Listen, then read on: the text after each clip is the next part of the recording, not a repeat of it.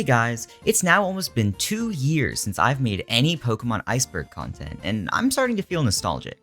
Because of this, I made a supercut of both of the previous Pokemon Icebergs. Before you ask, I wasn't really able to fix the shaky footage, but they are complete with some slight auditory adjustments. If you're new here, I hope you enjoyed them despite their age, and if you've seen them before, take this as an opportunity to go down memory lane, or just have something on while you go to sleep.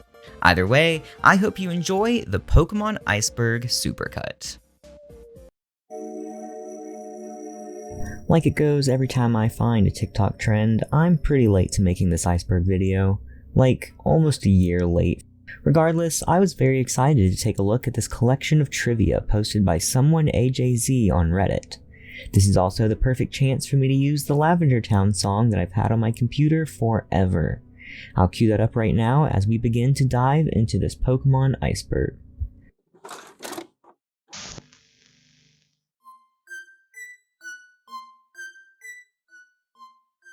Shiny Pokemon. Starting in the second generation of games, rare Pokemon with alternate color schemes were added into the game. I couldn't find a real lore reason, but it's likely that in real life they were added to the game to flex the power of the Game Boy Color. Ekans backwards is Snake. This one's better if I just show it to you.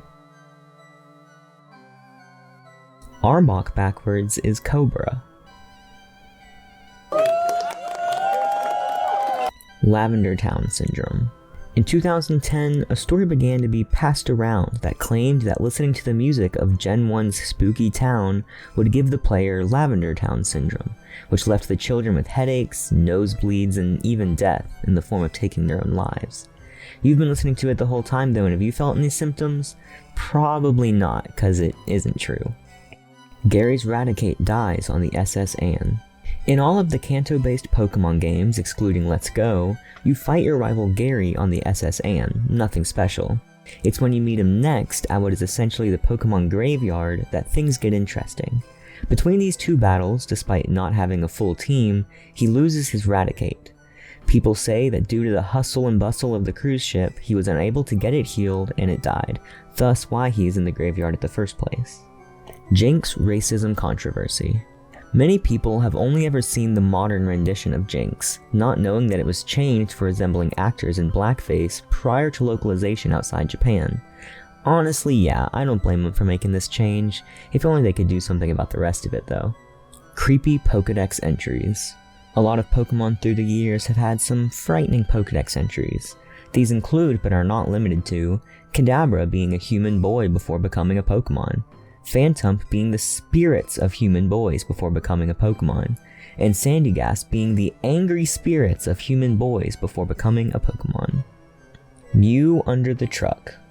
In the original Pokemon Red and Green and Blue, before getting on the SS Anne, there was a truck sitting just out of the reach of the player at that point in the game. Just like kids do, they fantasized about what might be under that truck, most popularly the mythical Pokemon Mew. This is particularly funny because there is an unrelated glitch that allows you to catch Mew. Missing No. Missing No scared a lot of children, and it is pretty weird and creepy, but I think it has earned its place in this tier. I mean, if it has its own Bulbapedia page, how spooky can it really be? Regardless, Missing No is the definitive glitch Pokemon from the original Pokemon games. If I stopped to talk about all the glitches that came along with it, we'd be here all day. For the sake of ease, I will steal Nintendo's official definition. Missing No is nothing more than a programming quirk. Real animals. This one's pretty fun, cause yeah, there technically are real animals. For the most part, we only see small animals such as fish or insects, but that doesn't stop things like this normal mongoose from existing. There is a trend of the farther into the show it gets, the less real-world animals they reference. Maybe they were tired of answering questions about it. The Porygon Epilepsy Incident. On December 16th, 1997, the episode Computer Warrior Porygon premiered in Japan. 20 minutes into the episode, Pikachu uses Thunderbolt on a set of missiles that then create a series of flashing lights that resulted in almost 700 kids being taken to hospitals, with about 1/4 of those being admitted, and at least 2 spending multiple weeks under the watch of healthcare professionals.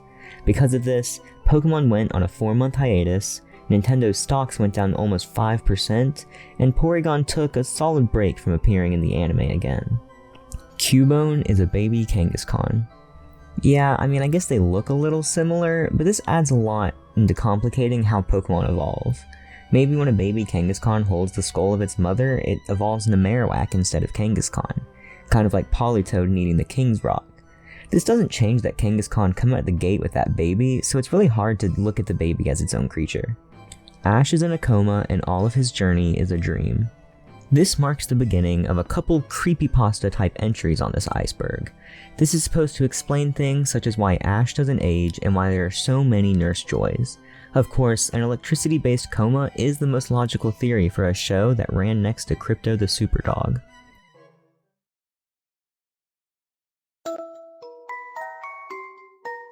Ditto is a failed Mew clone.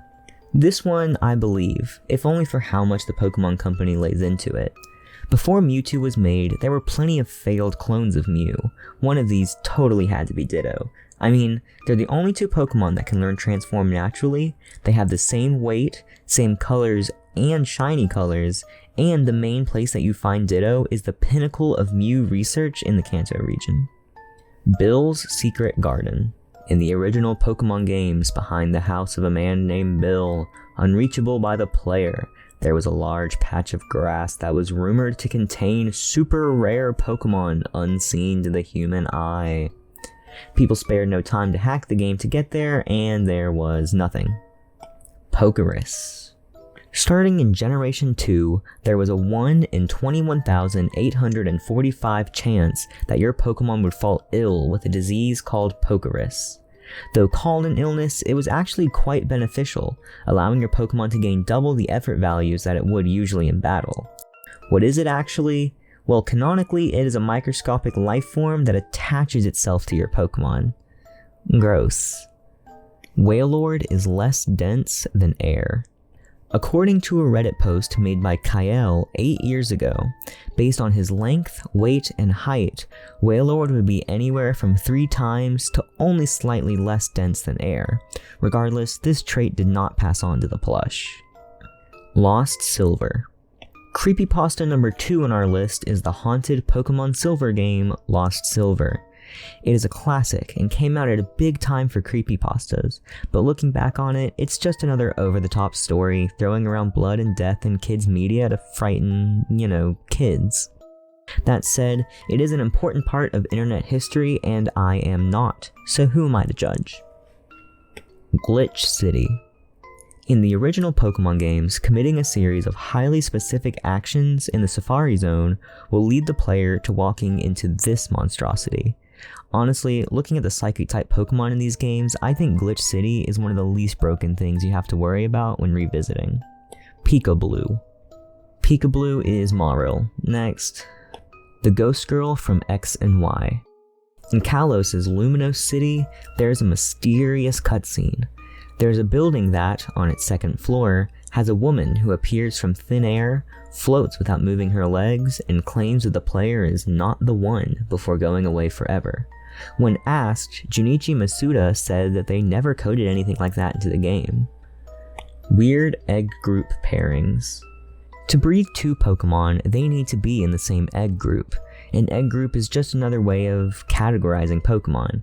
These include things like monster, field, or human-like. In some of these, particularly the field group, the sheer amount of Pokemon in them results in some weird pairings. The most common of these brought up is Wailord and Skitty, which speaks for itself, but I think it's pretty funny that this weirdness also applies to Charizard and Magikarp. The inside of a Pokeball.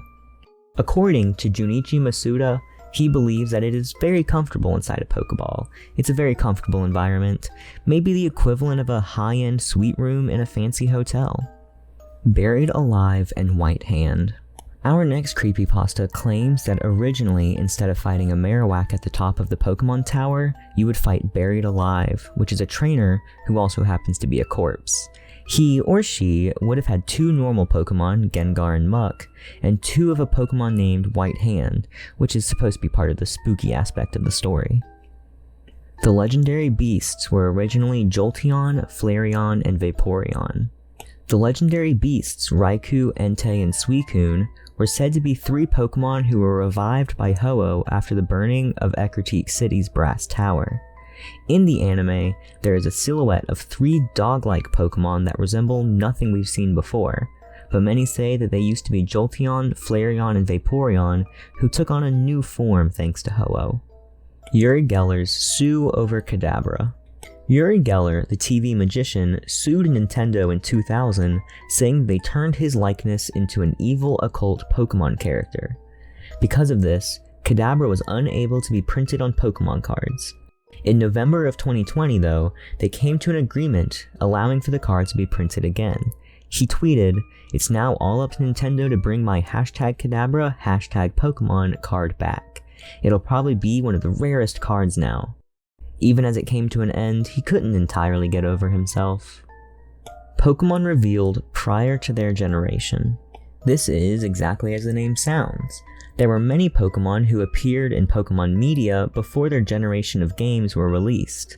These were probably most common in the anime, like Ho-Oh in the first episode and Donphan in the first movie, but this also happened in games like Munchlax and Bonsly in Pokemon XD, released the year before Diamond and Pearl. This is a super fun topic, and if anything, this is what I would recommend doing further research on personally. Professor Oak's battle. In the original Pokemon games, there was supposed to be a final battle against Professor Oak, similar to Red in Generation 2. He would have a team of by far the strongest Pokemon you've seen, including the starter Pokemon that was left behind at the beginning of the game. The Great Pokemon War. The Vermilion City gym leader in the Kanto region references a war in which he was saved by an electric-type Pokemon. While this is all we were ever given, people have created theories such as this being why Red and Blue don't have dads, or why there aren't people in the ages of 30 to 50 in the region. I hadn't noticed, but that's pretty interesting, I guess.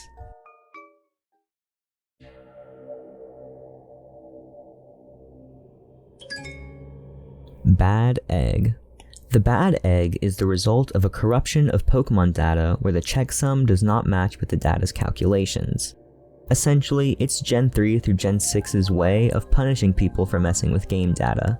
The punishment is hammered in by the bad egg never hatching and not being able to be released. I learned this lesson the hard way in Pokemon Platinum when I got my first action replay. Capsule monsters. This is in reference to Tajiri's earliest design concept of Pokemon, where you would recruit monsters instead of catching them. From this came designs for many Pokemon such as Rhydon and Gengar. That, or it's in reference to the Yu-Gi-Oh spin-off that never quite hit the mark. Butterfree and Venomoth have their evolutionary lines swapped. If I were to show you these 2 Pokemon and ask you to match them to their evolutions, could you do it? If you guessed this, you'd be wrong, but you probably shouldn't be. It could have been an accident, or maybe even just a coincidence. That is something better taken up with Ken Sugimori and not the guy making Iceberg videos on YouTube. Jirachi on the Moon. In Pokemon Ruby, Sapphire, and Emerald, there is a space station in Moss Deep City. In the lab, there is a scientist who will tell you how many rockets the station has launched. This is a way of telling the player how many weeks they've been playing, as they launch 1 rocket every week. Rumor had it that after a certain amount of rocket launches, the player would be invited to go to space and then would be able to fight Jirachi and or Deoxys. Of all rumors Pokemon has ever had, none quite devoured my free time like this one. Bird type. In the beta version of Pokemon Red and Green, instead of having a flying type as we know it today, there was the bird type. This is only still present in Missing No, which will carry on the bird type legacy forever. Giovanni's Suicide.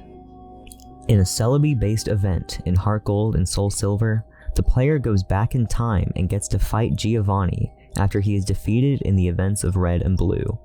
After being defeated again, many people think that Giovanni leaves the cave and takes his own life, which results in the loud noise and the lack of communication in the future.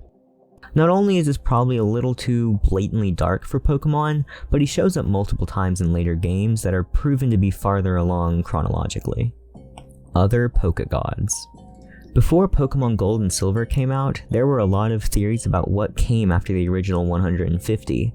In a usual playground rumor fashion, unlocking these godly, unbeatable Pokemon required an elaborate series of tasks that even if completed, the child working would be sorely disappointed.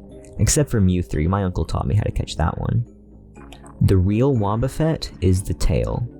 The common theory for Wobbuffet is that instead of the blue portion of the Pokemon being sentient, it's actually the tail, the part with the visible eyes, and the blue part is only a substitute. This also falls in line with Wobbuffet's insane endurance. That being said, one of the Let's Find Pokemon books tells a slightly different story. In this, the two entities interact. I think they know what they're doing and they're just messing with us. Genesect was a Kabutops. When I first read this one, I thought it was just going to talk about how they have a similar shape, but these Pokedex entries do raise an eyebrow. According to the Pokedex in Pokemon Black, Kabuto, and assumingly Kabutops, lived 300 million years ago. In the same game, Genesect is said to have been a strong hunter 300 million years ago, who was then later altered by Team Plasma. Censored sprites.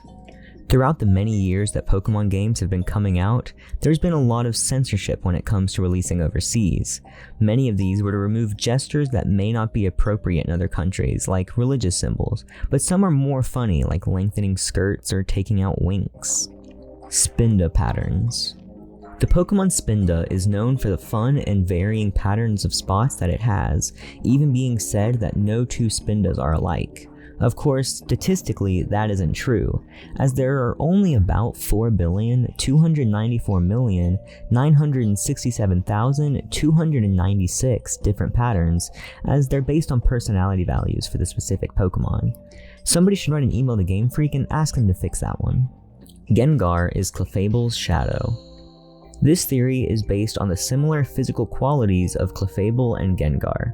It is theorized that Gengar is the evil shadow of Clefable, but with the inclusion of Clefairy, Ghastly, and Haunter, things start getting weird. Shiny Pokemon in Generation 1. Technically, the Pokemon aren't shiny in Generation 1, but that does not mean that a Pokemon from this generation won't be shiny when transferred to a newer game. This is because being shiny is based on a lot of values that are present in Generation 1, and they activate this dormant shiny gene when the Pokemon is transferred to a compatible game. I think that's how it works, at least. There is a lot of numbers involved. Other glitch Pokemon. If this is in reference to the rest of the glitch Pokemon in Generation 1, there are way too many to talk about. Like, there are 66 other glitch Pokemon with names ranging from to N is a Zoroark. This one's pretty fun because fans have a lot of evidence to back up their theories. I'll only leave it to my favorite, which is when you follow this Zoroark into N's castle, it disappears and all you find is N in its place. Spooky stuff. Uncatchable shinies. Anytime a Pokemon battle is initiated, the Pokemon can be shiny. This applies even if the player is not involved. The most common form of uncatchable shiny is shiny Pokemon found during catching tutorials, whether it be the Pokemon the trainer is teaching the player has, or the one they're catching. Even if the player is in battle, there are some Pokemon that just can't be caught, like any battle before you get Pokeballs, or even something like the Marowak ghost in Lavender Town. Mirage Island. Possibly my favorite addition to this iceberg, Mirage Island is one of the few 100% intentional features. In the Hoenn region, there is an island where the player can only capture the Pokemon Wynaut. The Pokemon itself is not special, but more the chances that you can get it. Based on 2 random digits changed by the game daily, and the personality value of the Pokemon in your party, there is a 1 in 10,923 chance Mirage Island will appear on Route 130. Intentional, yet still mysterious.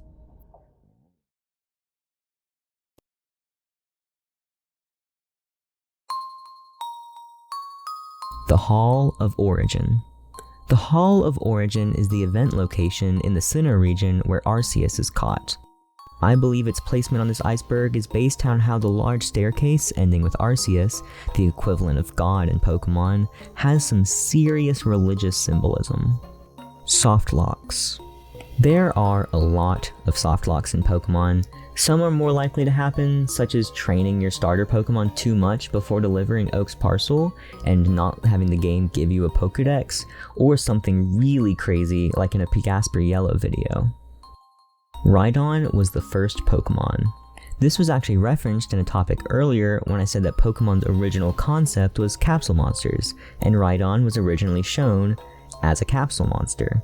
Because they already had the design started, they polished it, and Rhydon was then born as the first ever designed Pokemon. Weird measurements in the Pokedex. This is probably in reference to how the anime treats Pokemon size, where the artists focus on the importance of fitting Pokemon in the story, rather than making them accurate to their Pokedex entries. I wouldn't blame them though. If we stuck to the Pokedex too hard, Ash would die the first time that we saw the hot as the sun Pokemon Macargo. Drunk Old Man in Viridian City. At the beginning of Pokemon Red, Blue, and Yellow, the player is blocked in the street by a man who is passed out drunk. This is made funnier by the fact that it was changed to a grumpy man who didn't want to talk to anyone before he had his coffee. Fire starters are based on the Chinese zodiac.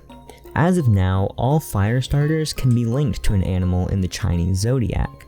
Charizard the dragon, Typhlosion the rat, Blaziken the rooster, Infernape the monkey, Emboar the pig, Delphox the dog, Incineroar the tiger, and now Cinderace the rabbit. This is actually really cool, and I'll be sure to think of it next time starters are going to be revealed. Other banned anime episodes. While there were many episodes not aired or postponed due to natural disasters, and even temporarily removing episodes after the attacks occurring on September 11th, 2001, there were 3 episodes banned by 4 kids for more unique reasons, however. The first was banned for breasts, the second for blasters, and the third for black misrepresentation. There was also one episode banned by the Pokemon Company themselves within the past 3 years, for the fear of people thinking that famous children's hero Ash was wearing blackface.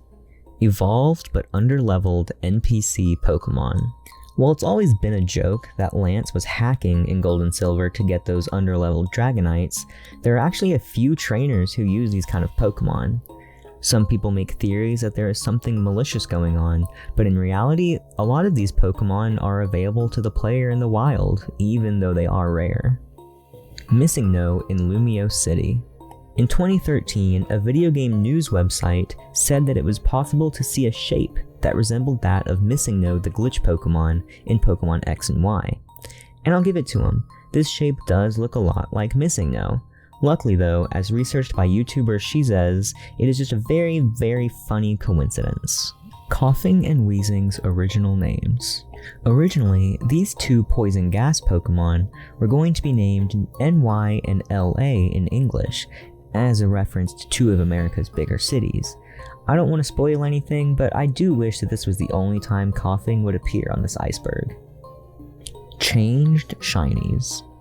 Throughout the past 25 years, a lot of Pokemon have gone through color alterations, but less so have Pokemon changed only their shinies.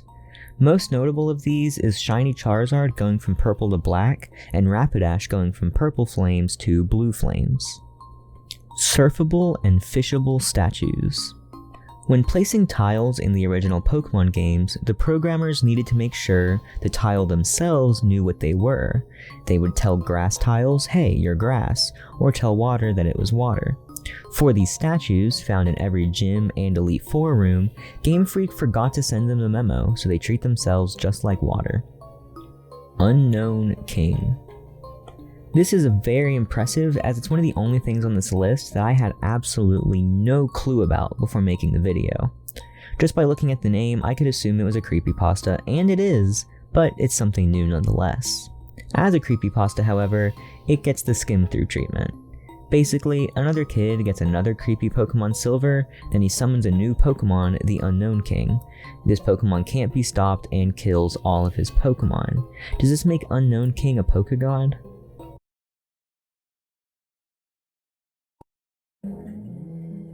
Alchemy inspirations in Sun and Moon. As Pokemon Sun and Moon approached in 2016, a lot of players began to see connections between the starter Pokemon and symbolism of the core elements of alchemy. This was further pushed when the games came out and 1 million more reasons linked with chimeras, artificial Pokémon, and even a reference to Full Metal Alchemist. It feels wrong to not tell you the whole story, but I also can't do it justice with my allotted time, so I'll post some links in the description. Tweaking and the Void. Generation 4 has a glitch that allows the player to ruin the graphics of any given area. This glitch is called tweaking. At its simplest, to accomplish this, the player simply needs to go fast enough to make the game tiles confused. Using this glitch, players are able to access a location called the Void. The Void only serves a purpose in Diamond and Pearl, but the purpose it serves is pretty cool. Using proper movement when entering the vast empty void, players managed to access event-only areas within the game. This allowed for the catching of Darkrai, Cresselia, Shaman, and even Arceus without the needed event items. It is also likely that the character may reach the backrooms equivalent of the overworld known as Fake Sinnoh, which is an infinitely looping recreation of the region deep in the void. Ghastly is a dead cloister. A lot of people say that Ghastly is a dead cloister. Ghastly and Cloister do have similar faces, but no matter how much you tell me that Ghastly's cloud is to make up for the lack of shell, I won't believe it.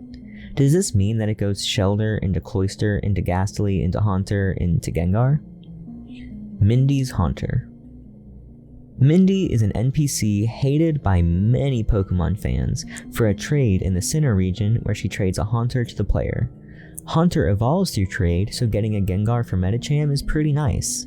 Unfortunately, the Haunter holds an Everstone that stops it from evolving, and knowing this, Mindy mocks you after the trade.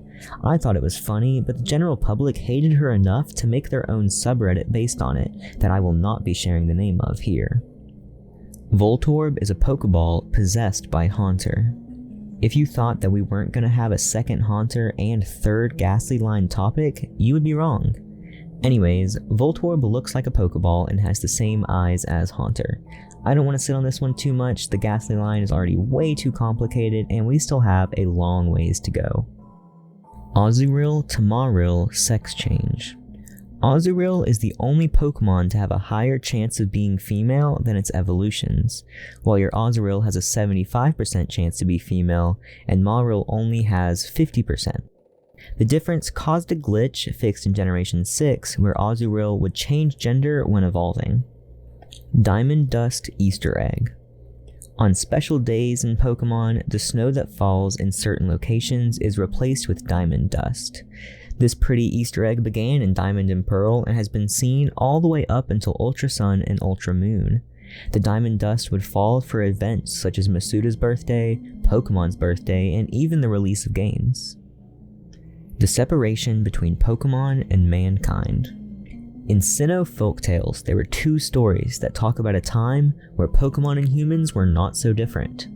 The first tells of a Pokemon who evolves into a human, and the second tells of a time when humans and Pokemon were indistinguishable and would even eat at the same table according to the English translation, and marry according to the Japanese. Even though that doesn't seem to come up now anymore, it's not unheard of, like with the woman in Pokemon Coliseum who says she's dating Hermione. PETA Flash Games. PETA, the notable not-to-be-taken-seriously organization, had a reputation for releasing flash games to call out popular video games for unethical practices. Arguably, the most popular of these was Pokemon Black and Blue, a game about simultaneously freeing Pokemon from capture and teaching kids that Nintendo endorses animal fighting. Despite Nintendo and the public's less than pleased response, PETA released another one that never really took off as it lost its only selling point, which was the shock factor. Pokeball Planetoid in Super Mario Galaxy. Floating in the Bowie Base Galaxy in Super Mario Galaxy is an aquatic dome that people say looks a lot like a Pokeball. I see what they're saying, but also I never thought of that comparison when I was playing as a child. Strange Souvenir. After seeing a mysterious backpacker 4 different times throughout hotels in Kalos, he gives the player a totem and says that it's from a region far away.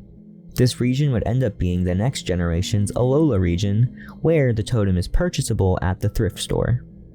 Pun in the original name of Curse. Curse is the only Pokemon move with the question mark type until Gen 5. It's the only move in the game that does something different depending on the type of Pokemon using it, which is mysterious because the only type that does something special is the Ghost type. Ghost type Pokemon curse the opponent and do chip damage, while other Pokemon who use it are slowed.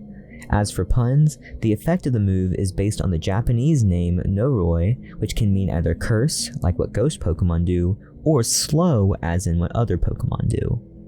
Machoke's skin is being ripped open by its muscles. A lot of people believe that these red marks on Machoke's arms are his muscles tearing through his flesh, though no official sources that I can find back this up. Hate to hear it though.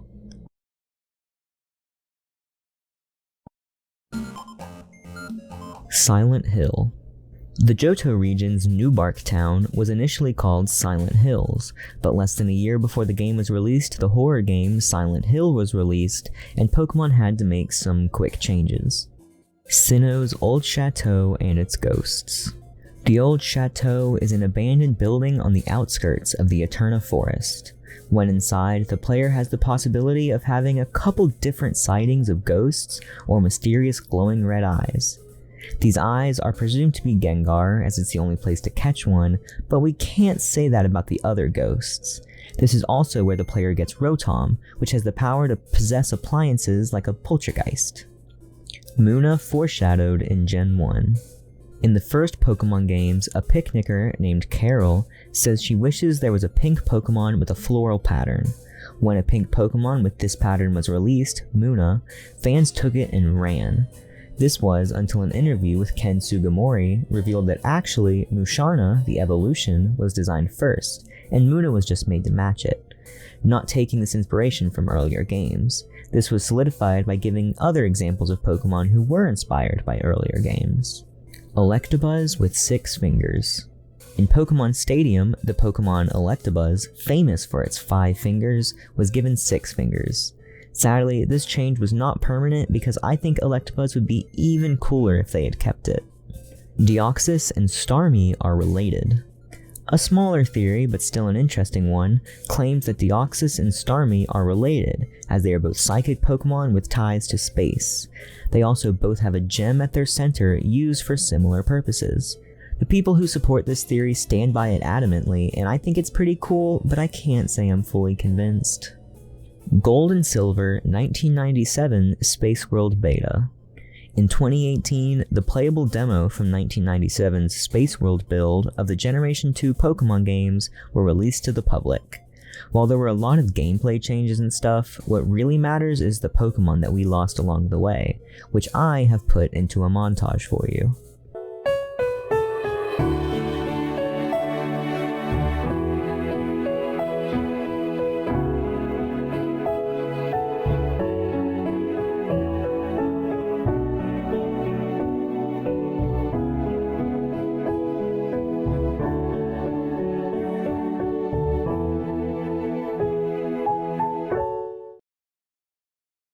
Gold and Silver 1999 Space World demo. This demo is way closer to the final game, but does still have some of the fun stuff left over from 1997. I'd love another montage, but honestly, I might get emotional seeing this guy again. Pikachu gets angry at PlayStation. In the Nintendo 64 spin-off Hey You Pikachu, the player is able to use a microphone to communicate with Pikachu. A picture went around where Pikachu got angry when the player would say PlayStation or Sony, but this was proven to be false. Cuttable grass in old generations. Until Generation 4, players could actually use the move Cut outside of battle to get rid of the tall grass where wild Pokemon hid. After Gen 4 though, it was limited to its main use, cutting trees.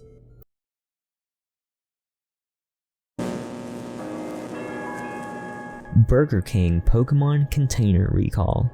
In 1999 and 2000, Burger King had to recall kids' meal toys, not for the toys themselves, but for the Pokeball-shaped containers that kept keychains. This was due to multiple children getting them sealed to their mouths and suffocating, with at least one death. This was a very interesting topic, and if you'd like to learn more about it, I will link to a video by L Supersonic Q in the description. Latiazakin. Concept art and beta forms of Pokemon are something that fans like me get super excited about, and Latiazakin is one of those situations.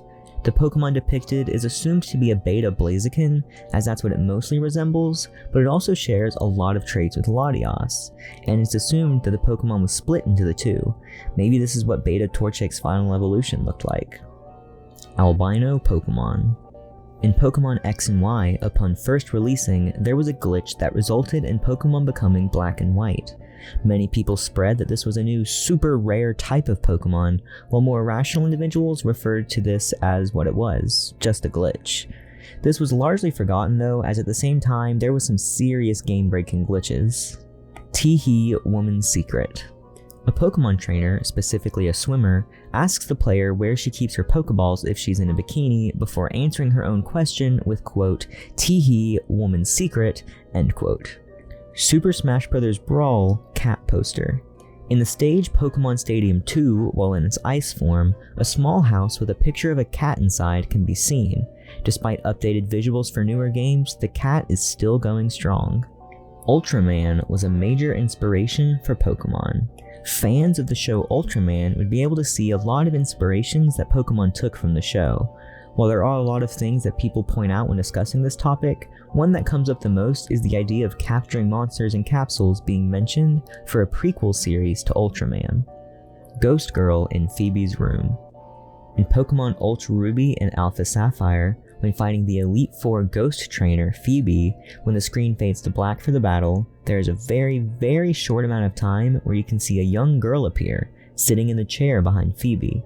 This is a lot less commonly brought up in the X and Y Ghost Girl, as for this one, if you blink, you'll miss it. Pokemon's alleged effects on the human brain. Just like the media always said, Pokemon changed the brains of its fans forever. According to Stanford scientists and published in the journal Nature Human Behavior, longtime Pokemon fans actually had a specific part of the brain process Pokemon imagery. Pictures of Pokemon were shown to 11 fans and 11 non-fans to results that one could expect. Fans could name the Pokemon while non-fans couldn't. What was special was the consistency of brain activity location in fans. So, if you are a fan, you can proudly say that you're using that specific patch of brain for a pretty good purpose. Cubone is an ill Charmander. What if the skull Cubone wears wasn't a Kangaskhan, but instead a Charizard? The little nubs on top line up, and also the shape of Charmander and Cubone is pretty similar. The reason it would be ill is because the lack of a flame, which is more than likely caused by not having a mother to protect it. Coughing in a Holocaust museum. Coughing is known as the poison gas Pokemon. This category of Pokemon was the last thing that fans wanted to see when playing around or in the Holocaust Museum. Management was already unhappy to have people playing a Pokemon game in a place meant for honoring the victims of the travesties of the Second World War, but having the poison gas Pokemon make an appearance prompted the museum to contact Niantic and ask them to have their location removed from the game. Pikachurin. No amount of college biology or perception class has taught me how to read the article or actually explain what Pikachurin does. Essentially, all we need to know is that Pikachurin is a somewhat recently discovered protein in the human body named after Pikachu, as Pikachu's lightning-fast movements and electric effects perfectly describe the nimble protein. Takeshi Sudo's original idea for the anime ending. Takeshi Sudo was a vital part to the early years of the Pokemon anime, even being credited for Team Rocket's iconic motto. For this topic, we'll focus on Sudo's desire to add darker storylines to Pokemon, which was evident when he made Ash, die in the first movie. Along with this, he wanted to have the show end with a PETA-esque uprising of Pokemon that resulted in a confrontation between Ash and Pikachu. Not only would this have changed all of Pokemon up to this point, but would have also stopped everything that happened after. Sudo could have had his own video just describing his contributions to Pokemon and how Pokemon affected both his mental and physical health, but sadly, I don't have that time today, so let's move on.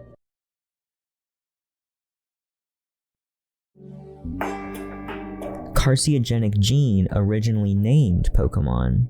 In 2005, scientist Pier Paolo Pandolfi discovered a cancer-causing protein and decided to name it Pokemon.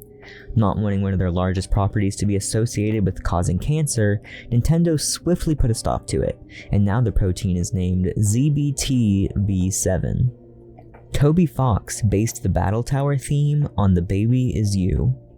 Toby Fox, the creator of the immensely popular game Undertale, was commissioned by Pokémon to create a theme for the Sword and Shield Battle Tower. This was an insane accomplishment for an indie game developer, but it's no surprise considering his composing talent. In 2011, this was used to create a rock ballad about characters from the comic Homestuck. Comparing them both, you can see that he used part of his 10-year-old rock ballad to inspire his official Pokémon song.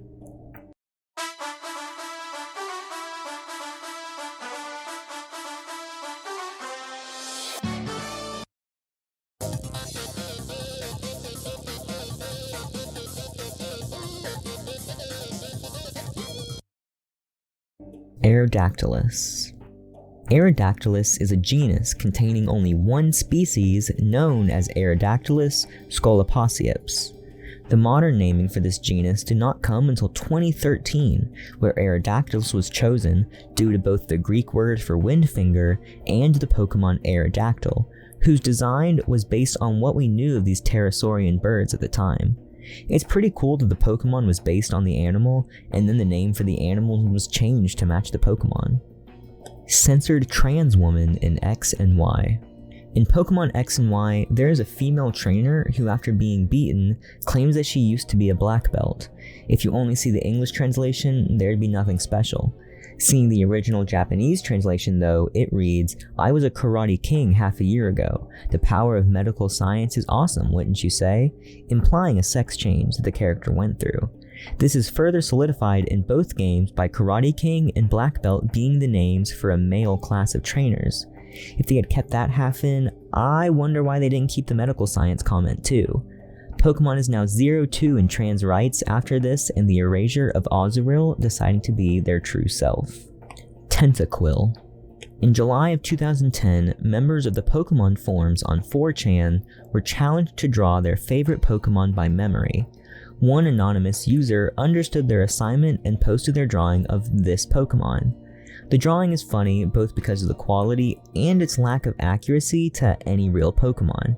The meme was solidified, however, when the user confidently told others that the Pokémon was named Tentaquill, which is not a real Pokémon. Tentaquill has since become a huge meme among Pokémon fans, even showing up in fan games with his signature attack of throwing up blood. Mario theme song in Generation 5 Thrash. The move Thrash in Pokémon involves the user flailing around and hitting the enemy multiple times. In the 5th generation, these hits strike with the same rhythm of the Super Mario Bros. Theme song. Better to show than tell, so this is what I mean.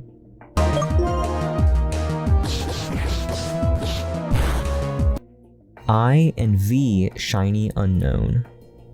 Unknown is a Pokémon that comes in different forms for each letter of the alphabet, and exclamation points and question marks. What letter the unknown is used to be determined by the same stats that determined if a Pokémon was shiny. This weird combination of stats led to only the unknowns shaped like I and V being able to be shiny. This is particularly funny because the stats that determined shininess were called IVs. Pikachu was going to be localized in America as a big-breasted tiger. Japan was not happy with some of the changes that American PR for Nintendo wanted to make. One of these was to make Pikachu a well-endowed tiger because too many Pokemon were cute and wouldn't sell in America. This is funny, but it does sting to be reminded of my favorite electric tiger that never was. Yoshi as a Pokemon. An April 1999 issue of Expert Gamer magazine revealed a secret in Pokemon Red and Blue that Dragonite evolves into Yoshi from the Super Mario Bros. Series. This method involved trading a Dratini, training that Dratini in a different game into Dragonite, trading it back, and giving it a Firestone in the same location where Mewtwo resides. User Gaming Prime's Special Edition. In 2014, a Reddit user named Gaming Prime shared their experience where their Pokemon X and Y was having a series of unnerving graphical glitches. When taken to Nintendo, they wiped all the data from the game and said that should be fine. It was not, and the graphical glitches only got creepier. Eventually, Gaming Prime learned that their handheld was the problem and was able to get things fixed, not before losing their Pokémon and losing their ability to sleep at night.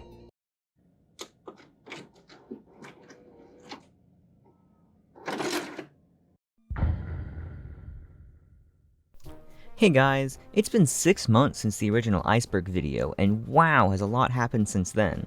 One thing that's happened consistently is me getting comments on that video telling me I was wrong.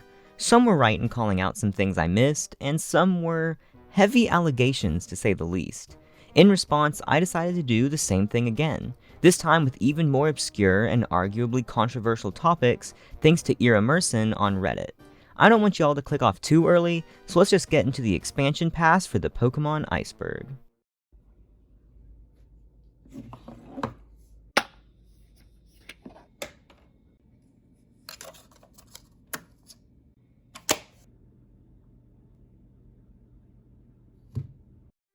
Shorts are comfy and easy to wear. All the way back in the original Pokémon games, you would come across a youngster named Ben, who ecstatically proclaims his love for shorts and their convenience. The humorous and unprecedented nature of this remark made this specific trainer one of the most well-known to this day, even being referenced in more than one of the newer games. Ash's father. Ash, like most other Pokémon protagonists, does not have a dad the audience gets to see. That doesn't mean that he isn't mentioned though.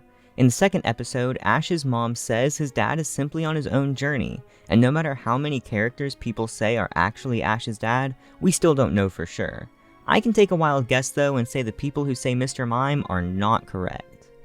Bootleg Pokémon cards. If you're a fan of Pokémon cards, or were when you were a child, chances are you've seen some goofy fake Pokémon cards.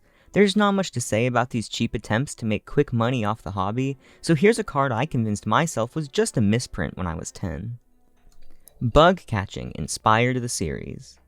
As was the case with many young boys living in rural Japan in the 1970s, Satoshi Tajiri was very into catching bugs. The only thing he ended up liking more was video games. These two interests, combined with him witnessing bug catching dwindling out as a popular hobby, led him to create Pokémon. This gave the rush and discovery of catching insects to kids who lived in areas where it wasn't possible. After 6 years of development, his magnum opus was made. Then, 26 more years later, here I am telling his story. Diglett's feet. For years, people have theorized what the underground part of Diglett looked like. Some of these have been tame, and some of them have been less than tame. All we do know is that there's feet somewhere down there. This is based on a passing conversation in the game Pokémon Mystery Dungeon Red Rescue Team. He states that his feet still feel like he's walking on air, much to the confusion of his peers. Event Pokémon. Since the beginning of time, there have been Pokémon that were unobtainable in the base games. These range from mythical Pokémon like Mew to Pikachus who wear funny hats. They could also be acquired in unique ways, like putting in codes online to having to go to in-person events to have them manually gifted. And as we will learn later, the Nintendo in-person distribution service could have been used for evil. Kanto is a real place. The name and landscape of the original Pokémon region was taken directly from the real-life Kanto region in Japan. What makes this special is the shared name, which is unique from other regions based on real-world locations, like Alola being Hawaii and Galar being Britain. Nuzlocke runs. Back in the year 2010, college student Nick Franco decided to make a more difficult version of his Pokémon Ruby playthrough. He had to only catch the first Pokémon in every route, and all Pokémon had permadeath. He loved doing it so much he made a webcomic to share his experience, where he would draw his Nuzleaf with the face of John Locke from the show Lost. This lovable little guy became the face of the comic, which led to the challenge itself being referred to as a Nuzlocke. If you want to see an example, I actually did one on my channel and you should check it out after this. Mew glitch. Back in the original Iceberg, I mentioned this. This is particularly funny because there is an unrelated glitch that allows you to catch Mew. That glitch involved fighting special people, walking special ways, and a whole lot of special menuing hijinks. It's almost comforting to know that goofy menu glitches have been part of the franchise since the beginning. Pokémon gender differences. All the way back in the second generation of Pokémon games, Pokémon were given gender. They could be male, female, or neither.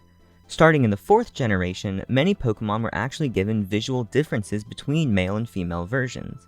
Many of these were subtle, but some standout ones are Wobbuffet, where the female has lipstick, or Pikachu, where each gender has a different shaped tail. Pokémon Go controversies. Hit 2016 mobile game Pokémon Go did a lot to get people going outside, which is awesome. The downside of that is it caused a lot of people to be outside doing unfavorable things, such as trespassing or not looking while crossing the street. Even today in 2022, there was a story of cops ignoring a robbery in progress for the sake of catching a nearby Snorlax. I was going to end with a quip, but honestly, I don't know if I can top that. Pokémon references in media. Being the largest media franchise in the world means you'll have your fair share of parodies and references in other popular media. To save you from me reading the whole list, I'll just say some of my favorites, like The Simpsons, Johnny Test, and for some reason the many times it's mentioned in the 2001 Fox sitcom Grounded for Life. ROM hacks and fan games. Also, what comes with having a gaming franchise so big is fan creation. If you go on Google right now, you can find hundreds of Pokémon games created by fans. Some really do offer a vast experience never seen by players before, while some mostly aim to just be a more edgy and mature experience than normal Pokémon. If you want to see an example of the former, my aforementioned Nuzlocke was in a fan game, and I will shamelessly tell you to check it out again after this video. Satanic Panic. Along with Harry Potter and any other magic-based pop culture, Pokémon was put on blast by those involved with the Satanic Panic of the 80s and 90s. After reports of satanic rituals, the entire country and even other parts of the world became so sheepish towards media that they were convinced anything and everything were trying to take Christianity out of our children's lives. One main proponent of this facet of the panic was Stephen Dollins, who would write books about why Harry Potter was bad and did whole press meetings on the dangers of Pokémon. I highly recommend finding his presentation if you can. It's an absolute pleasure. The Poké-Rap. For the first 3 generations of Pokémon, there were songs put at the end of anime episodes that showed all the Pokémon in their respective generations. All the Pokémon being an overstatement, because some Pokémon did actually get left out. And sometimes they said a Pokémon's name and showed a different Pokémon. After there started being too many Pokémon, there stopped being official Pokémon raps. Luckily, we have people like Brian David Gilbert, who had blessed us with his perfect Pokémon rap, with 812 of the current 898 Pokémon released. It may not be perfect anymore number-wise, but it's still perfect to me. I heard you like Mudkips. Back in the wonderful year of 2005, some innocent Mudkip fans on DeviantArt created the Mudkip Club. When inviting artists to join the club, the owner would initiate with the famous phrase, "So I heard you like Mudkips." Like anything wholesome, however, the phrase was then sullied by users on 4chan, who added it into a lewd copy pasta and made it way far into the corners of the internet. Luckily, this travesty of a story is not what we fondly remember today about the beautiful phrase, "I heard you like Mudkips." There's nothing like a jelly-filled donut. Many aspects of the original Pokémon anime were changed in the US by their dub created by the licensing company 4Kids. Some of these changes were inconsequential, but some changed the original vision of the show. Some also were just funny and landed the moments in the long-term memory of children across the country. This was the situation with Brock and his rice balls. I'm calling them rice balls because that's what they are. 4Kids, however, called them donuts. This humorous juxtaposition between what he said and what he was holding created a meme that still doesn't fail to make me laugh.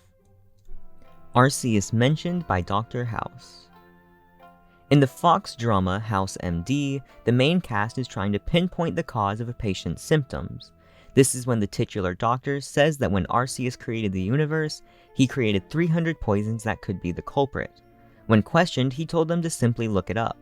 This should be the end of the entry, but when this reference was pointed out on Reddit, there was a large community saying he was actually referencing the old alchemy term Arceus, and they were glad it wasn't just a cringy Pokemon reference.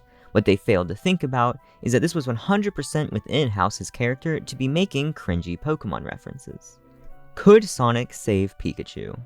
The intro cutscene to the Super Smash Bros. Ultimate Story Mode shows a montage of all your favorite characters being annihilated.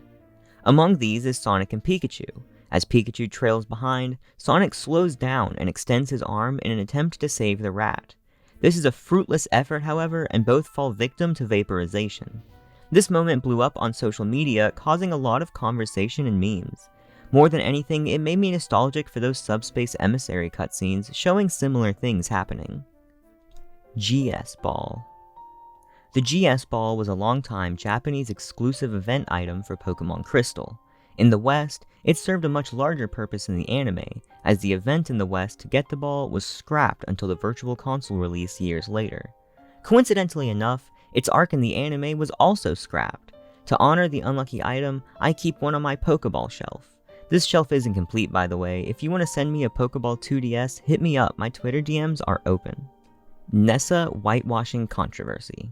You might think after the backlash from me discussing the Jinx racism controversy, I would shy away from these topics. Instead, this is an opportunity to say I'm simply sharing events and not my opinions. Please stop yelling at me for the localization team's decisions 25 years ago. Anyways, Nessa was a character introduced in Pokemon Sword and Shield. Her reveal garnered a lot of hype for her design, her attitude, and the fact there was some more strong representation in Pokemon. This led to a lot of fan art, including this image. The skin tone of the character is lighter than that of the original art, which brought forth many debates on whether or not it could be considered whitewashing. Through this, many people were informed on what whitewashing was, but there were still many people being racially insensitive just for the sake of being contrarian. Despite the bad, I'm glad we were able to discuss something that is so important in the world of fan art. No Dark-type gyms. First off, this is no longer true considering the addition of Pierre in Sword and Shield. Still though, it took 20 years or so for them to add Dark-type gym leaders. Why is that? Well, the Japanese word for Dark-type also means evil-type. Considering gym leaders are not only chosen for strength, but by being a good role model and community member, it didn't make sense for them to use the evil-type. It had also been pointed out that most of the Dark-type Pokemon were saved for the use of the evil team members. Even in Sword and Shield, the closest we have to an evil team uses Dark types, and their effective leader is the Dark-type gym leader. Pokémon Creepy Black. Unfortunately, we aren't talking about the real Pokémon Black. Instead, we're looking at our first creepypasta of the Iceberg.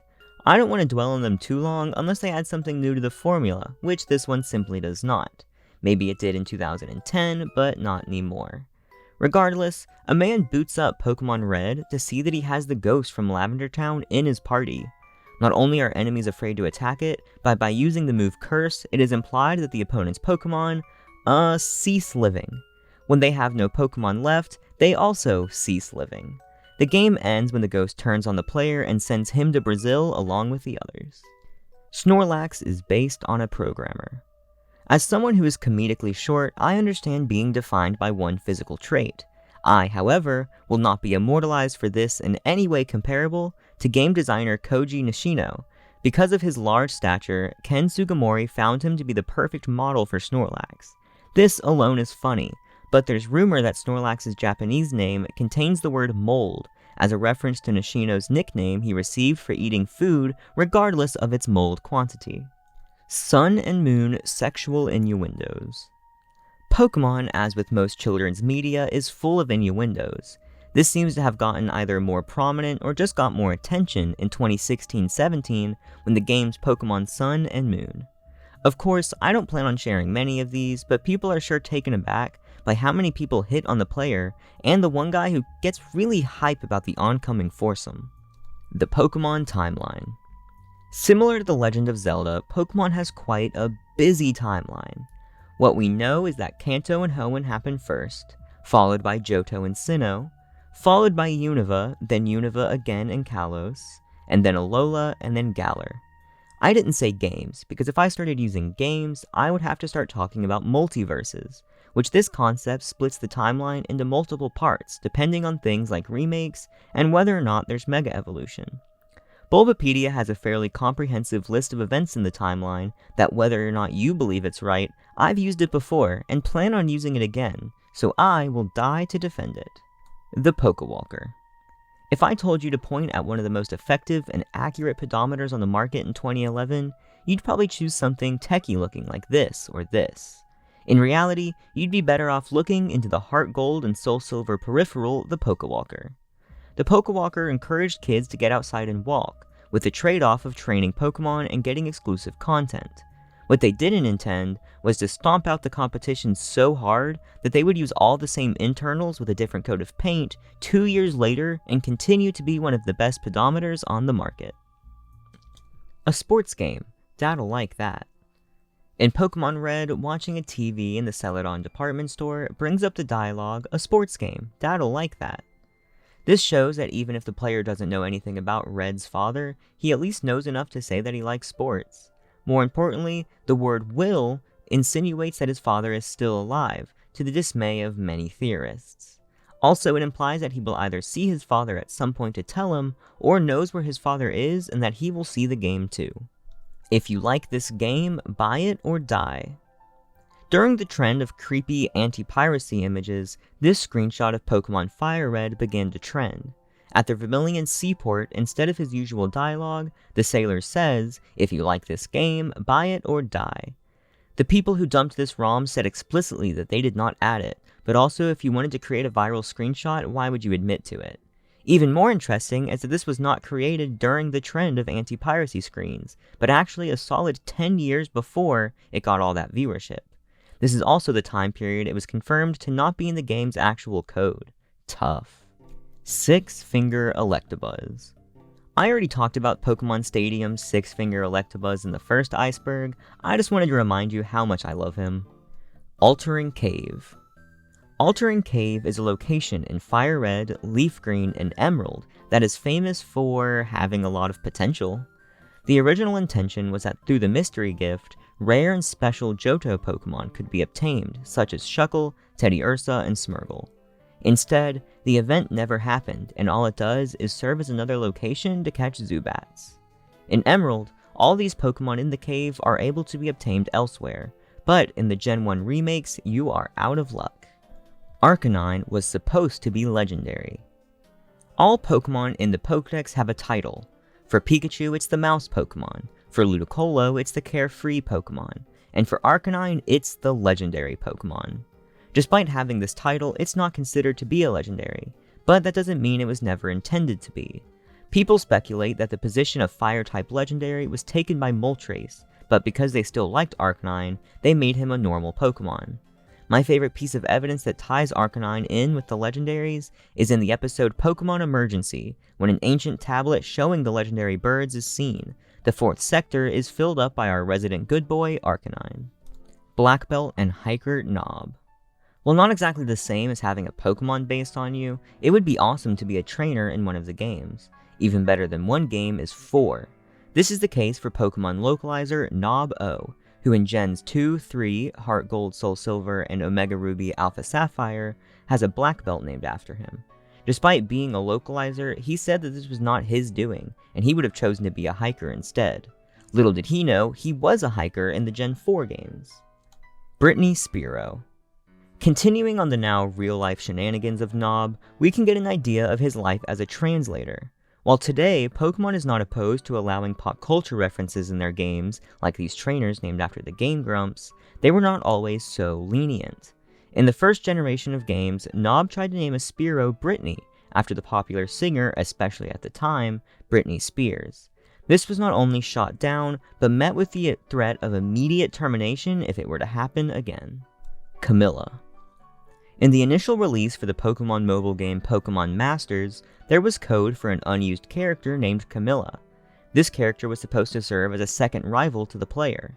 Data miners noticed that in all updates afterward, the character's code was removed. This is until November of 2021, where the character was put back into the code, this time to actually be in the game, now named Tina. Despite the change in name, her design remains the same, and she still serves the role of a second rival. Cinnabar Island Destruction.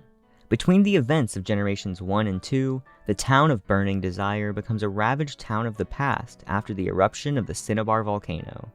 This caused the entire town, except for the Pokemon Center, to cease being. The gym moved to Seafoam Island, and the remaining 9 residents all moved into one building. Many theorize that this destruction was no accident, but instead Team Rocket going back to cover their tracks in all of the Mewtwo research done on the island. Conker's Bad Fur Day Pikachu cameo. The unfinished version of the 2001 Nintendo 64 platformer, Conker's Bad Fur Day, contained a significant amount of cut content. Considering the already overly edgy tone of the game, it was bound to have many moments that rode the line. Seemingly, one of these scenes depicted a mobster attempting to not so nicely catch a Pikachu, before failing and saying the franchise's slogan, "Gotta catch 'em all." Lock Capsule. Within the game data of Heart Gold and Soul Silver, there was an unused mystery gift item called the Lock Capsule. It actually didn't serve any use in the Gen 4 games, however. Similar to the shiny legendary Beast event Pokemon, this was intended to be sent to Black and White using the relocator, where then it would trigger an event. Unlike the legendary Beast, this item never came out, and if it did, the player in Black and White would have to take it to Mr. Locke, who would open it and give the player the TM for Snarl, and a note saying to keep the capsule out of the hands of the evil Team Rocket. Meowth's Party. If you were a Japanese Pokemon fan in the year 1999, chances are you were in awe at the 3D animated ending theme, Meowth's Party. This song was reused in a tech demo music video in 2001 to show off the graphics of the GameCube. Considering its appearance at a Space World event, Nintendo's biggest game showcase of the year, many people believed Meowth's Party would be getting its own game. This did not end up being true, but the music video was reused in the 2003 game Pokémon Channel, so not all is lost. Pokémon Clover. One of the most famous Pokémon fan games is Pokémon Clover. What started out as a Pokémon Fire Red reskin in 2014 has become a Pokémon Goliath, with 2 unique regions and over 386 original Pokémon. The game itself is based on the meme culture of 4chan, and this is where the Clover comes from. From this, you can assume it's slightly more mature than a lot of Pokemon content. I haven't tried it out yet, so I can't recommend it, but it's on my list. Pokemon Crystal DLC. In the year 2001, Nintendo of Japan released the mobile Game Boy Adapter, a peripheral that allowed players to connect their Game Boy Color or Game Boy Advance to their phone. Once connected to the phone, players would be able to access the internet. This ability to connect to the internet was supposed to add a lot of content to Pokemon Crystal. Included here was the GS Ball previously mentioned, along with extra places to battle new trainers. The reason it's called DLC and not just event content is because the services provided will almost all have monthly fees tied to them. Pokemon Go Song by Misha. During the height of Pokemon Go's popularity, then 9-year-old YouTuber Misha released the Pokemon Go song with his brother. The song was harmless, slightly annoying at most, and did not warrant the waves and waves of hate that it brought forth. In the approximately 6 years since the song's release, Misha has moved on to release more music, most notably his EP, Not the One, only last year. Pokemon Pink. Though this sounds like it will be another fan game, it's really not. In the files of Pokemon Yellow, there were many files hinting towards there being a game to go with Pokemon Yellow, called Pokemon Pink. It was assumed because of its status as potential mascot that Clefairy would have been the mascot of this sister game. Many people theorized that Game Freak was taking the term sister game too heavily and planned on targeting Pokemon Pink to girls exclusively. Considering the time was heavily weighted down by gender stereotypes and other games were trying hard to get girls as potential customers, I wouldn't say this idea isn't possible. Pokemon Play It. Before we had Pokemon Trading Card Game Online or Pokemon Card Game Live, our only resort to play with Pokemon cards on the computer was the 1999 game Pokemon Play It. This was a computer game mostly for the purpose of teaching the card game's mechanics to players. While the original only allowed for one opponent to fight, the sequel gave the player 15 levels. Along with actually playing the game, both programs allowed you to take quizzes to earn principal certificates to prove you were the coolest kid on the playground. Recruiting Kecleon.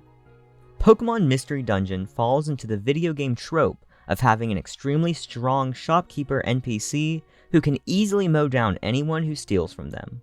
In a game where beating Pokemon in battle is how you recruit them, it makes sense that you can get this ungodly force on your team, right? Technically, yes. Kecleon has a smaller recruitment rate than even the strongest of legendary Pokémon, and the only way to bring that chance up is to beat the behemoth over and over again. For many, it takes thousands of defeated shopkeepers before one even slightly considers joining the same team of Pokémon who would ever steal their goods. Shaman says thank you. All Pokémon that exist have a cry. This is the noise they make, just like a dog barking or a cat meowing. Some of them are more unique than others, like Kricketune or Regirock. In the case of the Gratitude Pokémon Shaman, trainers noticed that slowing down its cry sounded like it was saying thank you. I've listened to it many times and can sometimes kind of hear it, but you can judge for yourself. Sonichu. Sonichu is the main character in the comic of the same name by the infamous Chris Chan. You can assume based on their name exactly what the character is a combination of. To avoid making another documentary on the life of its creator, I want to just give some information on the comic itself. After only the second issue, Sonic was replaced as the main character with Chris Chan themselves, and the comic went on. There were obvious signs showing the declining mental health of its creator. The comic is no longer being created after a gross and sinister legal case involving the creator. Alright, I kinda just talked about the creator, sorry. Unknown radio signal. When searching for music for creepy videos, I get to revisit a lot of locations from the games that frightened me as a child. One of these locations was the ruins of Alph. The idea of ancient ruins, creepy. The music, creepy. Unknowns, but only because of the Entei movie, creepy. Icing on the cake, though, was the staticky and eerie radio signals you got on your Pokegear. Some of these were actually distorted Pokemon cries, or the melody created by the Ozora flute. For me, this was the second scariest thing in all of Pokemon, only behind finding Garantina before I knew it existed. The Spanish dub roasts Digimon. Despite the strict rules on translating the early games to English, the modern Latin American dub of the show has not had as much issue. In the black and white arc of the anime, there is a villain who tells their henchmen if they want to continue to be useless, they should just go to Digimon. I'm going to be transparent in saying that at the time of writing this, I cannot for the life of me find the exact quote, so take my word for it. Or if I eventually find it, I'll throw it on screen. Watergate. Prior to the release of Pokemon Black and White, a member of the image board 4chan leaked the final evolutions for the region's starters. This leak was met with criticism, considering how much many fans disliked the designs and the point in time they were shown. These images were revealed before we even knew the English names for the base level starters. This is where the name Watergate comes from, because the fan name for Oshawott at the time was Water, and the leaked design of Samurott was what made fans most upset. Lo and behold, these leaks were real, and this led to one of the angriest days in the history of the Pokemon boards on 4chan. Alolan Exeggutor in Gen 1. Generation 7 introduced many new forms to a lot of old favorites. Included in these was the coconut Pokemon Exeggutor. After its release, fans noticed something oddly familiar about the strange new form. After looking into it, people remembered a strange image of Exeggutor on the Jungle Expansion booster box in Japan. In the year 1997, there was a long-necked Exeggutor depicted on the box. It's obvious this idea for the character has been around for a long time, and I bet the creators were excited to officially put it in a game 20 years later. Chinese Riddler. Going back to the topic of leaked information, one of the most famous Pokemon leakers is known as the Chinese Riddler. For years, this individual has posted Pokemon leaks in the form of random images, leaving the fans to insinuate what they mean. Many people are upset that they don't just come out and say the leaks, but others believe that they do this to avoid getting caught by Nintendo. Technically, all they're doing is posting funny, goofy pictures. Here is the current list of Legends Arceus leaks they have made. This video should be out after the game's release, so let me know in the comments if they were right. Earthbound Mother Connections. Fans for many years have noted similarities between the Pokemon franchise and the Earthbound games. Creatures Incorporated, which is a large part of Pokemon, is created by former employees of the company that made Earthbound. Through this, many employees and important figures from Earthbound had a hand in the original Pokemon games. Within the actual universe of the games, people point out the importance of psychic powers, the similarities in character archetypes, and the many ways that Mewtwo and Gigius are similar beyond just being final bosses. I haven't played Earthbound myself, so I don't have any stuff to say here. I'm just the messenger. Mad Pikachu. Creepypasta number 2, let's go. This one left me shocked after reading it, and its absurdity may make it my favorite creepypasta I've ever read. Essentially, a kid invites his friend over to play Nintendo 64, and upon arrival, they decide to play Pokémon Yellow. In this game, you are given 1 Pikachu in the beginning, but the main character's friend managed to catch 6. He then leaves our hero with the game, and upon playing it more, the 6 Pikachus exit the TV and unalive the child. By the time the parents find him, all that's left is blood coming out of the TV, spelling the word mad.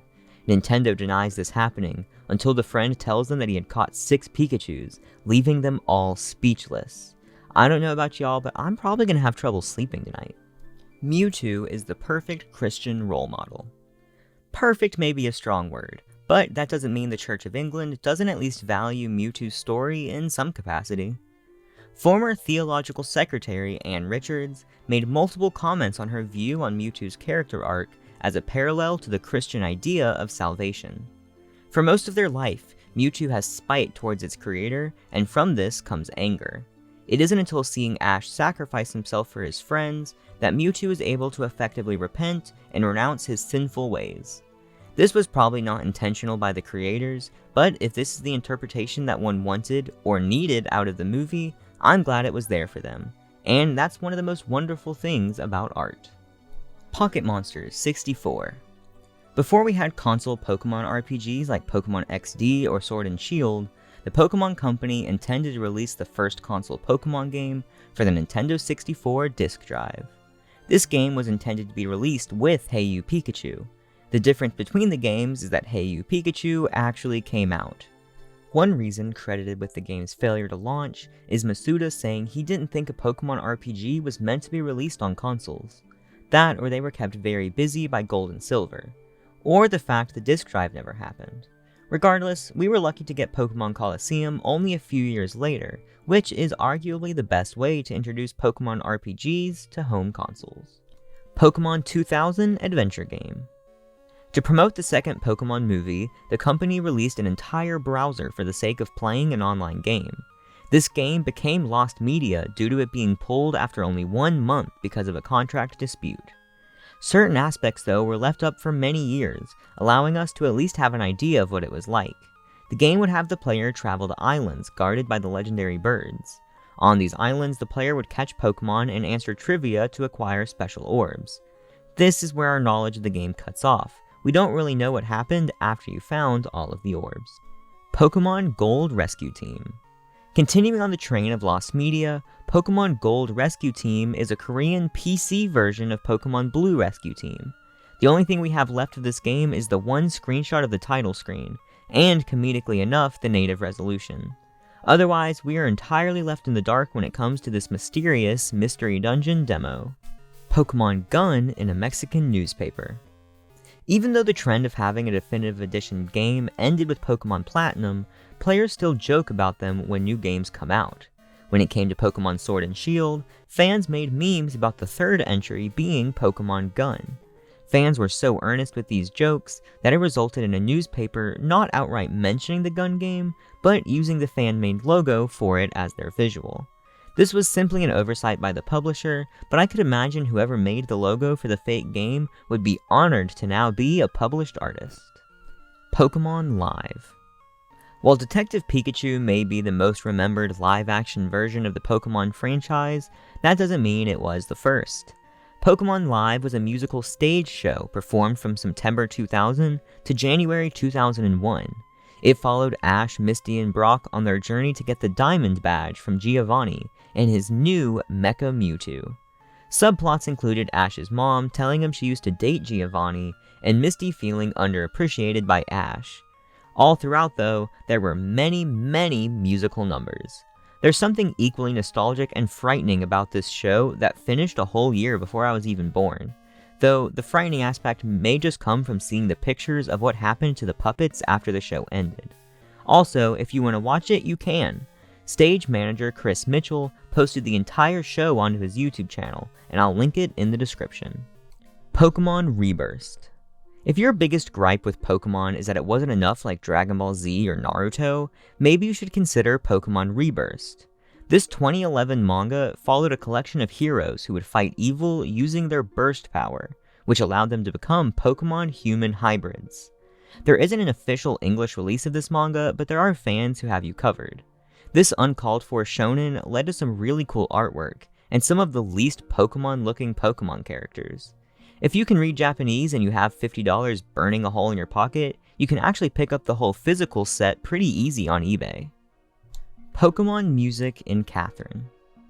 Gaming superpower Atlas, famous for their Persona series, released the social sim puzzle game Catherine in 2011. In this game, the player plays as Vincent, a man torn between his girlfriend Catherine and the new woman he meets, Catherine. None of this seems relevant to Pokemon, and it isn't. But in the files for the original Catherine OST, there is an unused remix of the Pokemon Diamond and Pearl Wild Battle music. I don't know much else about Catherine or its soundtrack, but the remix is actually really cool and I would encourage you to search it up. Pulseman references. Prior to the release of Pokemon, Game Freak created the action platformer Pulseman for the Sega Master Drive. The game itself looked and sounded beautiful, which is no surprise considering it boasted all the same big names as Pokemon, which came out shortly after. Considering these things, you could guess there would be quite a few references to Pulseman in Pokemon. Many designs for Pokemon may be based on designs from Pulseman, such as Registeel or Xatu. Similarly, songs like Barry's battle theme and the Dialga Palkia battle have been compared to songs from the, at that point, 10-year-old platformer. The Pokédex book. There are more Pokédex books than we can count on our fingers and toes. The specific Pokédex book I'm talking about here is the 1996 Japan-exclusive Pokédex. This book gave us a lot of insight into, and inspirations for, the original 151 Pokémon. A couple of my favorite fun inclusions include this picture of Pikachu, and the lore of Farfetch'd being so delicious that the people of Kanto nearly ate them to extinction. This links with the fact that Pokemon Crystal's Pokédex claims that the Johto region has been making a large effort to breed more of them. Oh, and also, this Gengar is about to unalive someone. The Serebii Pokeworld is canon. Serebii.net is the go-to Pokemon database for most players. This is the case for me. I probably owe more than half of my Pokemon knowledge to its webmaster, Mr. Merrick. On this website is a map created to link all of the regions into one image. Though it was not made to be canon, and they even specify this, it managed to receive the highest honor of all, being put in an official Pokemon game. In Pokemon Omega Ruby and Alpha Sapphire, the map can be seen hanging up on the wall. Victini is based off the atomic bomb. Since its reveal, fans have been creating connections between Victini and the atomic bombs used in World War II. The Pokemon's Dex entry claims that it creates limitless energy in its body, then releases it upon being touched. This is similar to the way an atomic bomb works. Also, it's the victory Pokemon, which is what was achieved in the war after the use of the horrific weapons. Victini is also found at the Liberty Garden Tower, which could be a sign of it being from the Land of Liberty or America. It all sounds like a stretch to me, but it's interesting nonetheless. The topic was so interesting, in fact, that the Iceberg maker put it on there twice. Belts instead of badges. Upon beating a gym in the main Pokemon games, the player is given a special badge to show their accomplishments. According to a book written by one of Game Freak's developers, the plan was originally to give the player a belt, similar to the colored belt system in karate. The stranger side of this was the belt would have doubled as a whip to help train your Pokemon. Over time, they shook the idea of using physical force to train your Pokemon, and landed on the completely correct decision to make badges that would look way cooler than a belt ever could. Pikachu Eater. Before we had Cramorant to eat all these Pikachus, we had to turn to the 1999 browser game Neopets. Within the game is an encyclopedia of all the most vile and disgusting creatures in the game's world. Included in this book was a creature known as the Pikachu Eater, which was a not-so-subtle reference to Pokemon. This creature was removed, but to this day, hovering over the book when on the website will cause the creature on the cover to reveal a Pikachu in its mouth. Pikachu Virus. Continuing on the misuse of the Pikachu character, 1 year after the release of Neopets, a still unknown jerk released the Pikachu virus on the world. This virus was contained in an email saying something parasocial, like, "Pikachu is your friend, click on this link to see him." After clicking the attachment, titled PikachuPokemon.exe, your computer would attempt to delete System32 after every startup. Had the program been written better, it would have automatically deleted it as opposed to giving the user the option to stop it. Regardless, this was one of the first examples of malicious targeting of children on the internet. Pokemon 731. Pokemon 731 is Pick-a-Peck. Next. I'm just kidding. Pokemon 731 is another creepypasta, and serves somewhat as a sequel to the Lavender Town Syndrome story. Instead of just discussing the syndrome itself, it follows the fictional original creator of the song and the tragedies that followed her after the events of the story. Essentially, not only was there the famous song, but a ghost that haunted the town with terrifying visuals named 731. This Pokemon was based on the secret unit of the Japanese army, famous for the 5+ war crimes it committed. The horrifying images were actually the victims of these crimes. If this sounds a little silly, that's because it is, but I will say my synopsis leaves out a lot of the specific, more creepypasta-esque details that may or may not heighten your opinion of the story. Junichi Masuda signs fan art of leaked Pokemon. We've talked about leaks for Pokemon a couple times on this Iceberg, but we haven't discussed times where those leaks were outright confirmed by the current composer, director, and producer for games, Junichi Masuda. Leading into the release of Pokemon Sun and Moon, the final evolutions for the starter Pokemon were leaked online. An artist used these designs for a piece of fan art they had signed by the man and myth himself, being told, "Wait, we haven't revealed these guys yet." Not only did this confirm the most recent leaks at the time, but also the knowledge that even if you bring a company's secret to an autograph event, Masuda may still reluctantly sign it. Pokemon Learning League. The inevitable fate of any property made for children is being used in some form of educational media. From Pokemon, one of these educational outlets was the web series titled Pokemon Learning League. This 2006 to 2009 interactive series taught children things ranging from the water cycle to how to make friends. I was a huge fan of this series, to the point where I asked my teacher if we could watch it in class during the water cycle unit. When I tried to find it, however, it was gone. This is because from 2010 until 2021, the contents of the service were considered to be lost media. Luckily, today we have access to the lessons, and the knowledge that they altered Dawn's design to show significantly less skin. Sega Pico games. While the story as we know it today shows Sega games now being made for Nintendo consoles, this was not always the case. A prime example of the opposite happening is the Pokémon collaboration with a Sega Pico edutainment system.